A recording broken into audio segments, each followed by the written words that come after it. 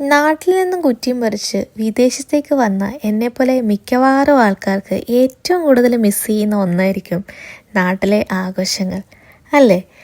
Especially Onam. ആ വിഭവസമൃദ്ധമായ സദ്യയും പായസവും പുത്തൻ ഡ്രസ്സും ഓണക്കളികളും ഓർക്കുമ്പോൾ തന്നെ കൊതിയാകും.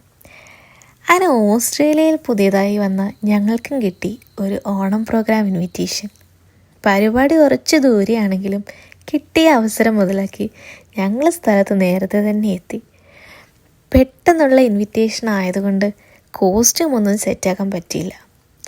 അതിൻ്റെ ഒരു ചെറിയ വിഷമമുണ്ട്.